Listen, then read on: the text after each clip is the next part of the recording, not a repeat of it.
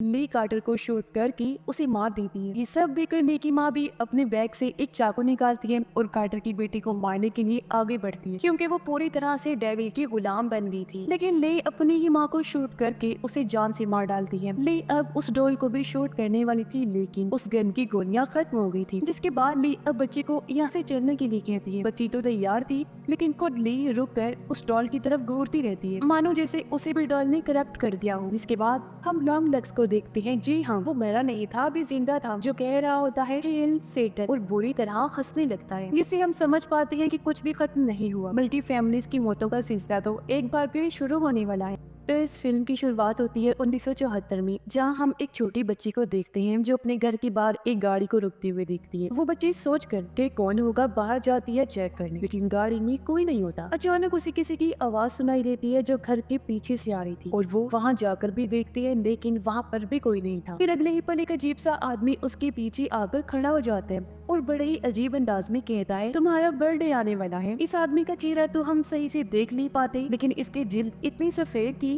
कि लगता है जैसे इसके अंदर खून का नामो निशान तक ना हो। अब कहानी कुछ साल आगे जाती है, जहाँ हम एक जगह पर कुछ FBI एजेंट्स को देखते हैं जो एक खतरनाक क्रिमिनल मुजरिम को पकड़ने की तैयारी कर रही होती है। यहीं पर हमारी कहानी की मेन कैरेक्टर ली को भी दिखाया जाता है। ली और उसका एक एजेंट साथी क्रिमिनल को ढूंढने के लिए निकलते हैं। अब ली को एक घर को देखकर अजीब महसूस होता है और वो अपने साथी को कहती है कि क्रिमिनल पक्का इसी घर में है। पर ली का साथी इस बात को सीरियस ना लेते हुए नजरअंदाज कर देता है, इसलिए बिना डरे वो दरवाजे पर दस्तक देता है। पर ली की बात सच थी, क्योंकि तभी वो क्रिमिनल दरवाजा खोलकर एजेंट को शूट करके मार देता है। पर ली ठीक टाइम पर छुप गई थी। कुछ देर बाद वो डरते हुए घर के अंदर जाती है। एक जगह पर उसे क्रिमिनल बैठा हुआ दिख भी गया, जिस पर गन पॉइंट करके वो सरेंडर करने को कहती है, यानी उसे उनके हवाले करने का। तब क्रिमिनल सरेंडर कर भी देता है और ली उसे पकड़कर FBI के हवाले कर देती है। अब हम देखते हैं कि ली का एक जिस्मानी टेस्ट लिया जाता है, जिसमें पता चलता है कि उसके पास कुछ दिमागी ताकतें हैं, जिनकी वजह से उसे उस क्रिमिनल का पता लग गया था कि वो कहाँ है। यानी कि जिस इंसान को भी ढूंढना चाहे, ली अपनी पावर से उसकी मौजूदगी का एहसास करके उसके बारे में बता सकती है। अब ली अपने सीनियर एजेंट कार्टर और उसके साथी के साथ कार में बैठी होती है। इन्होंने अपनी गाड़ी एक घर के बाहर रखी हुई थी। सीनियर एजेंट कार्टर बताता है कि इस घर में एक फैमिली रहा करती थी, जो लोग बहुत खुशी से अपनी जिंदगी गुजार रहे थे। पर एक दिन फैमिली की हेड को पता नहीं क्या हुआ, उसने अपनी वाइफ और बच्चे को मार डाला। इसके बाद उसने अपनी भी जान ले ली। अब ऐसा सिर्फ उनके साथ ही नहीं हुआ,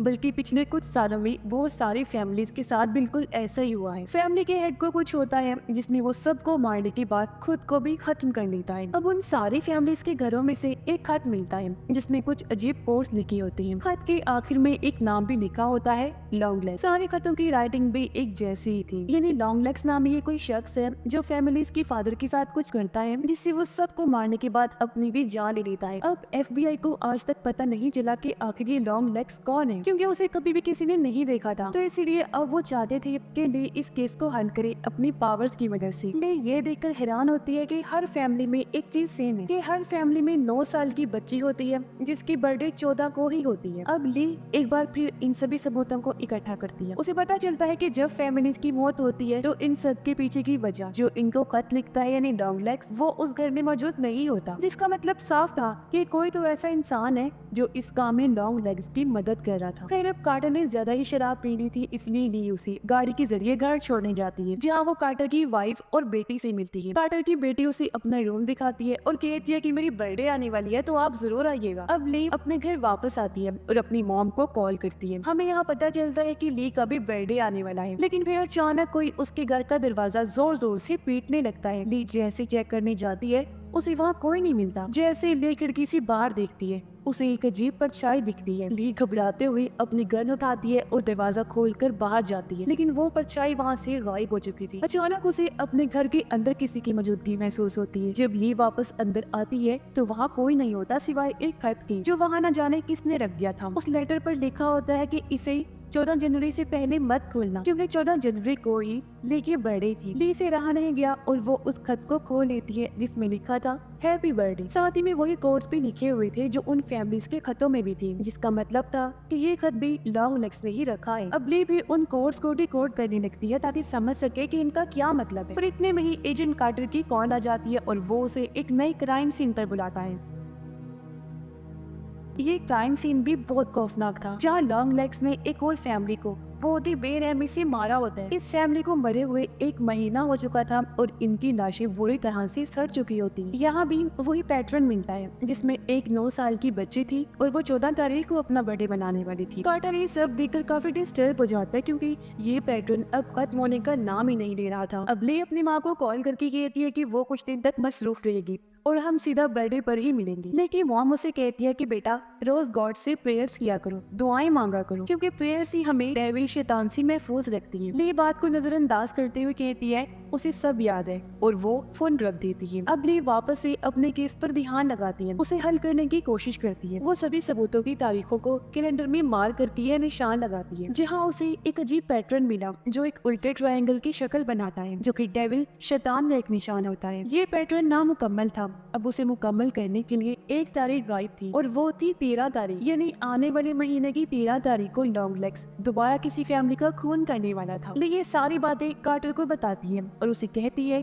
कि लॉन्ग लेग्स ने अपने खत में बार बार लिखा है कि उसे कैमरा फैमिली को मारने में सबसे ज्यादा मजा आया था। कैमरा फैमिली कुछ सालों पहले मार दी गई, जहाँ फैमिली हेड ने अपनी पूरी फैमिली को तो मार ही डाला था, पर साथ में एक प्रीस्ट को भी कत्ल कर दिया था जो उनके घर में आया हुआ था उस टाइम। मगर फैमिली हेड की बेटी जिसका नाम कैरी था वो बच गई थी क्योंकि वो उस टाइम स्कूल गई हुई थी और फिलहाल वो एक मेंटल अजाइलम में। ये सुनने के बाद ली और कार्टर उस फार्म हाउस पर जाते हैं जो कैमरा फैमिली का था। वहाँ कुछ देर खोजने पर उन्हें एक ताबूत मिलता है जिसमें एक डॉल थी जो बिल्कुल कैरी जैसी लग रही। डॉल को चेक करवाने पर पता चलता है कि ये डॉल किसी ने हाथों से बनाई है और इसके सर में एक मेटल की बॉल है। इसे छूने पर ली को अजीब सी वाइब्रेशन महसूस होने लगती है। इन वाइब्रेशंस की वजह से ली को कुछ अजीब ख्याल आती है, जिसमें वो कुछ सांप देख रही होती है। उसे ये भी एहसास होता है कि ये डॉल किसी तरह से बुरी ताकत से जुड़ी हुई है। इसके बाद एक फ्लैशबैक दिखाया जाता है, इन्हीं पास्ट का गुजरा हुआ सीन, जिसमें हम लॉन्ग लेग्स को ये डॉल बनाते हुए देखते हैं, यानी कि इन डॉल्स का बनाने वाला भी लॉन्ग लेग्स ही था। इसके बाद हम लॉन्ग लेग्स को देखते हैं जब हम पहली बार उसका चेहरा देख पाते हैं जो वैसा ही सफेद था जैसा हमने कहानी की शुरुआत में देखा था। अब लॉन्ग लेग्स एक शॉप में जाता है कुछ सामान खरीदने। वो वहाँ अजीब हरकतें करने लगा और काउंटर पर बैठी लड़की से उसकी बर्थडे की डेट पूछता है। लड़की के सामने भी वो अजीबोगरीब हरकतें कर रहा था, जिसके बाद वो वहाँ से कहीं जाने लगता है। अपनी गाड़ी में बैठकर वो जोर जोर से चीखने लगता है जैसे कि वो बहुत गुस्से में हो, शायद इस बात से कि उस लड़की की बर्थडे डेट 14 नहीं है। दूसरी तरफ ली और कार्टर कैरी से मिलने मेंटल अजाइलम जाते हैं, जहाँ उन्हें पता चलता है कि कैरी की हालत पिछले 20 सालों से बहुत खराब थी। ना वो किसी सवाल का जवाब देती और ना ही कोई रिस्पॉन्स करती, इन्हें कोई भी हरकत। लेकिन कल का दिन अलग ही था क्योंकि 20 सालों में पहली बार कोई उससे मिलने आया और कैरी अचानक से बिल्कुल ठीक हो गई थी और बातें भी करने लगी। अब जो शख्स उसे मिलने आया उसने अपना नाम रजिस्टर में ली लिखवाया था, लेकिन ली तो आज पहली मर्तबा यहाँ आई थी, जो बात काफी अजीब थी। इससे वो दोनों भी चौंक जाती हैं, पर गौर करने पर वो समझ जाते हैं कि लॉन्ग लेग्स था जो ही कैरी से मिलने आया और उसे ठीक कर दिया, पर उसने पकड़े जाने की डर से अपना नहीं बल्कि ली का नाम लिखवा दिया। ली अब कैरी से मिलती है और उससे कुछ सवाल करती है। अब एक फ्लैशबैक में दिखाया जाता है कि कैरी के डैड ने किस तरह पहले उस प्रीस्ट को मारा और फिर अपनी वाइफ को भी। ये सारा नजारा हम उस डॉल के नजरिए से देख रहे हैं जो वहाँ घर में पड़ी थी। ली कैरी से पूछती है कि कल उसे मिलने कौन आया था। कैरी कहती है कि जो भी आया था मैं उस शख्स को कभी नहीं भूल सकती और उसकी किसी भी बात को मानने के लिए मैं तैयार हूँ। अगर वो कहे कि ली को मार दो मैं फौरन ये काम कर दूंगी, और अगर वो कहे कि मैं छत से कूद जाऊँ तो बिना देरी किए खुशी खुशी मैं ये काम भी कर दूंगी। कैरी यहाँ किसी मिस्टर डाउनस्टेयर्स का भी नाम लेती है, लेकिन वो कौन है ये फिलहाल हमें नहीं बताया जाता। मगर ली फिर कैरी से डॉल के बारे में पूछती है और वो कहती है कि उसे डॉल के बारे में सब कुछ भूल गया जैसे कि तुम भूल गई हो। फिर अब इसके बाद ली कार्टर से मिलती है और कहती है कि शायद इन डॉल्स में कुछ ऐसा है जो इन कत्लों की वजह बनता है, क्योंकि हर मरने वाली फैमिली के पास ये डॉल होती है उनकी बेटी की शक्ल में।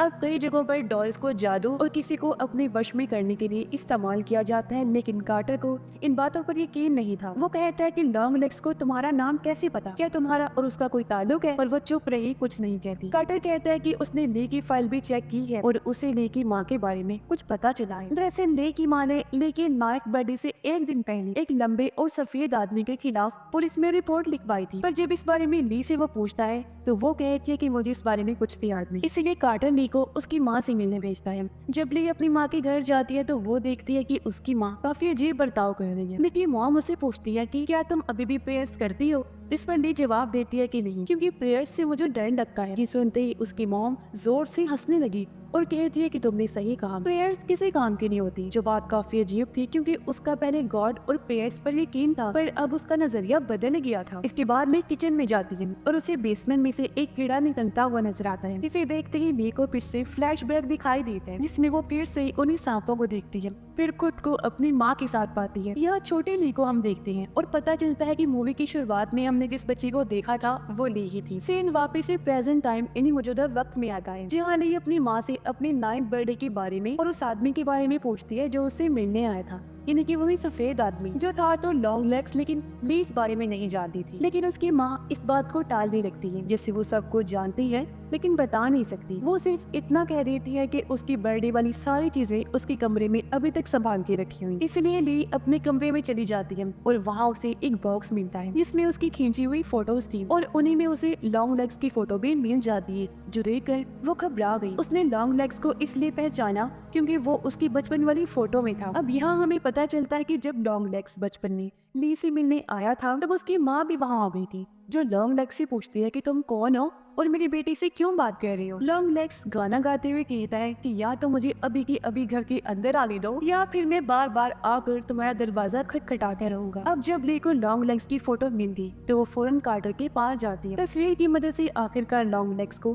पुलिस पकड़ लेती है। ऑफिसर उससे सवाल जवाब करते हैं और उसका नाम पूछते हैं। अपना नाम बताकर वो कहता है कि उसे ली से मिलना है। फिर वो ली के लिए हैप्पी बर्थडे वाला गाना गाने लगता है। फीमेल एजेंट कहती है कि उन्हें लॉन्ग लेग्स के सामान में कई सारी नोटबुक्स मिली हैं जिनमें काफी सारी शैतानी चीजें लिखी हुई हैं, जिससे साबित होता है कि लॉन्ग लेग्स डेविल की पूजा करता है, जो कि अमेरिका में बिल्कुल लीगल है, यानी कानूनी तौर पर इसकी इजाजत है। लेकिन इन्हें अभी तक कोई ऐसा सबूत नहीं मिला कि लॉन्ग लेग्स नहीं, वो सारे खून किए हैं। कार्टर कहता है कि उन्होंने लॉन्ग लेग्स को पकड़ लिया है, इसलिए अब डरने की कोई बात नहीं है। लेकिन ले कहती है कि अभी लॉन्ग लेग्स का एक साथी बाहर घूम रहा है जिसके बारे में हमें कुछ नहीं पता, और वो ट्रायंगल पूरा होने में 13 तारीख शायद थी, जो आज की डेट है, जिसका मतलब है कि लॉन्ग लेग्स का साथी आज किसी न किसी को तो जरूर मारेगा। ले लॉन्ग लेग्स से मिलने जाती है और उसे फिर से अपना बचपन याद आता है, जब लॉन्ग लेग्स ने कहा था कि वो मिस्टर डाउनस्टेयर का दोस्त है। अब ले लॉन्ग लेग्स के पास जाकर उसे पूछती है कि तुम्हारा साथी कौन है, और डाउनस्टेयर्स के बारे में भी पूछती है कि वो कौन है। लॉन्ग लेग्स बोलता है कि इस बारे में तुम अपनी माँ से क्यों नहीं पूछ लेती, वो ज्यादा अच्छे जवाब देगी तुम्हें। इसके बाद वो यहाँ कुछ क्लोज इशारे वगैरह देता है जिनके बारे में हमें आगे पता चलेगा, लेकिन वो सारे ही क्लोज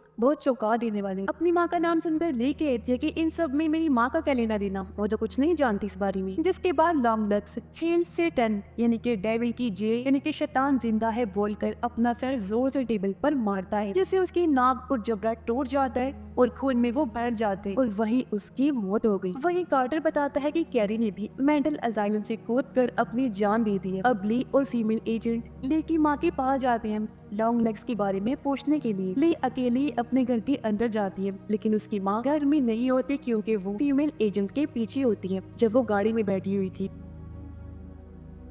एजेंट देखती है कि यहाँ ली की माँ के अलावा एक और कार भी है जो कि लॉन्ग लेग्स की कार थी। अब तभी एक गन से ली की माँ फीमेल एजेंट को शूट करके मार देती है। ली जैसे ही गन की आवाज सुनती है वो खिड़की से बाहर देखती है, जहाँ वो सामने का नजारा देखकर काफी घबरा जाती है। अब ली जब घर से बाहर आती है तो उसकी माँ ने एक डॉल पर भी गन पॉइंट की हुई थी। वो ली से कहती है कि तुमने उसे पकड़ लिया और अब वो आजाद है और तुम भी। ये कहते ही उसकी माँ गन चला रही है, जिससे डॉल का सर उड़ जाता है और उसके सर से काला धुआं निकलता है। यही धुआं ली के सर से भी निकलता है, जिससे वो वहीं बेहोश हो जाती है। अब इसके बाद हमें एक और फ्लैशबैक दिखाया जाता है जिसमें पूरी कहानी हमारे सामने आती है। तो असल में लॉन्ग लेग्स एक डॉल मेकर है जो डेविल के लिए काम करता है। वो डेविल को ही मिस्टर डाउनस्टेयर कहता है। उस दिन लॉन्ग लेग्स ली को भी एक डॉल देने आया था और इसी डॉल की वजह से ली को अपने बचपन का कुछ याद नहीं था। अब डेविल ली को मारना चाहता था, तो अपनी बेटी के लिए ली की माँ ने डेविल से एक डील की कि अगर वो उसकी बेटी को जिंदा छोड़ देगा तो वो लॉन्ग लेग्स की मदद करेगी। यानी कि ली की माँ ही इतने टाइम से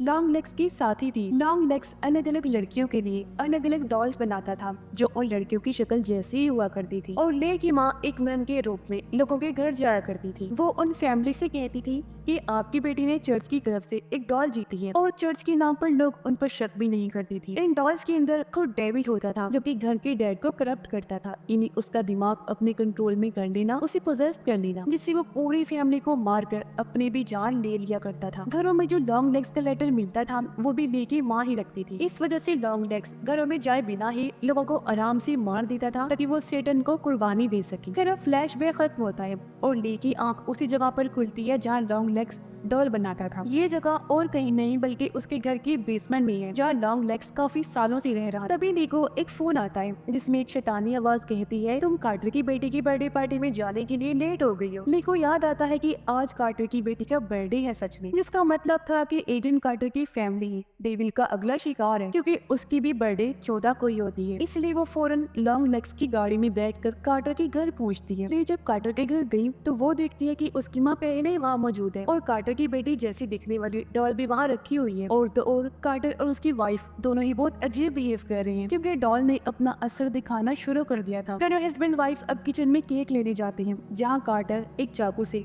अपनी वाइफ पर वार करके उसे मार देता है, जिसके बाद वो अपनी बेटी को मारने के लिए उसे ढूंढता है, पर मजबूरन ली कार्टर को शूट करके उसे मार देती है। ये सब देखकर ली की माँ भी अपने बैग से एक चाकू निकालती है और कार्टर की बेटी को मारने के लिए आगे बढ़ती है, क्योंकि वो पूरी तरह से डेविल की गुलाम बन गई थी। लेकिन ली अपनी ही माँ को शूट करके उसे जान से मार डालती है। ली अब उस डॉल को भी शूट करने वाली थी, लेकिन उस गन की गोलियां खत्म हो गई थी, जिसके बाद ली अब बच्ची को यहाँ से चलने के लिए कहती है। बच्ची तो तैयार थी, लेकिन खुद ली रुककर उस डॉल की तरफ घूरती रहती है, मानो जैसे उसे भी डॉल ने करप्ट कर दिया हो। जिसके बाद हम लॉन्ग लेग्स को देखते हैं। जी हाँ, वो मरा नहीं था, अभी जिंदा था, जो कह रहा होता है हेल सेटन और बुरी तरह हंसने लगता है, जिससे हम समझ पाते हैं कि कुछ भी खत्म नहीं हुआ, बल्कि फैमिलीज की मौतों का सिलसिला तो एक बार फिर शुरू होने वाला है, क्योंकि लॉन्ग लेग्स भी जिंदा है और लेके हाव भाव देकर लग रहा है इसे वो भी करप्ट हो गई है और अब अपनी माँ की तरह वो भी लॉन्ग लेग्स का साथ देगी, क्योंकि ली की बड़ी भी 14 को होती थी, तो इसलिए डेविल उसे मारना चाहता था, पर क्योंकि उसकी माँ ने शैतान से डील कर ली थी इसलिए उसने ली को नहीं मारा, क्योंकि उसकी माँ लॉन्ग लेग्स का साथ दे रही थी।